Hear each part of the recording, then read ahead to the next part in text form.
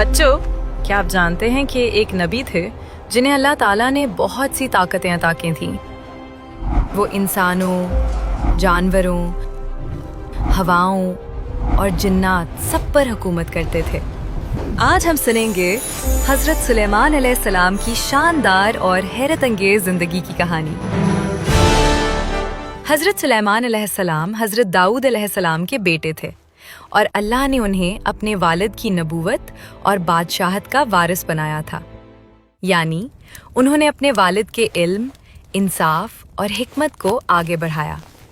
جب وہ بادشاہ بنے تو اللہ نے انہیں بہت ساری نعمتیں دی جو کسی اور کو پہلے کبھی نہیں ملی۔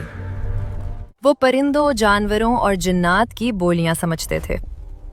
اللہ نے انہیں ہوا پر حکومت عطا کی تھی، یعنی ہوا ان کے حکم پر چلتی تھی۔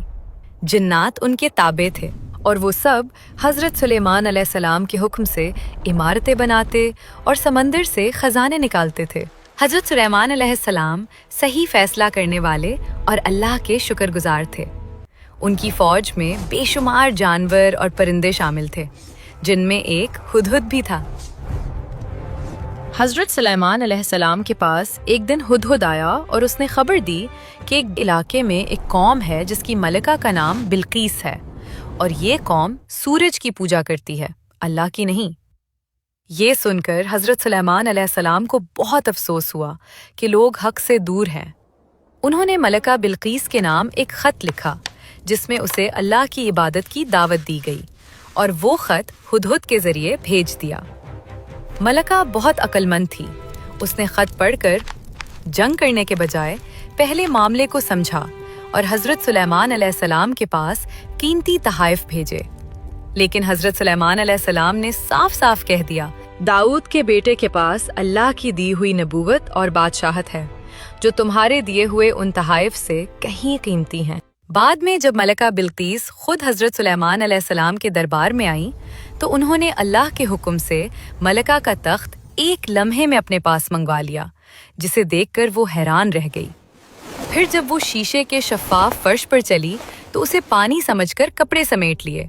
تب اسے احساس ہوا کہ یہ سب اللہ کا دیا ہوا انعام ہے، کسی جادو کا کمال نہیں۔ آخر کار ملکہ بلقیس نے سچ کو پہچان لیا اور کہا، میں اللہ رب العالمین پر ایمان لاتی ہوں۔ اور یوں وہ اور اس کی قوم شرک چھوڑ کر اللہ کے راستے پر آ گئے۔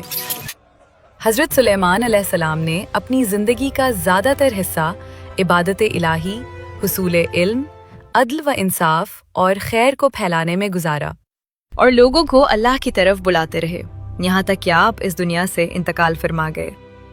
تو بچوں، حضرت سلیمان علیہ السلام نے ہمیں سکھایا کہ اللہ کی نعمتوں پر شکر ادا کرو۔ ہر طاقت اللہ کی دی ہوئی ہے۔ اگر آپ کو حضرت سلیمان علیہ السلام کی کہانی پسند آئی تو بتائیں کہ آپ اگلی بار کون سے نبی کی کہانی سننا چاہتے ہیں۔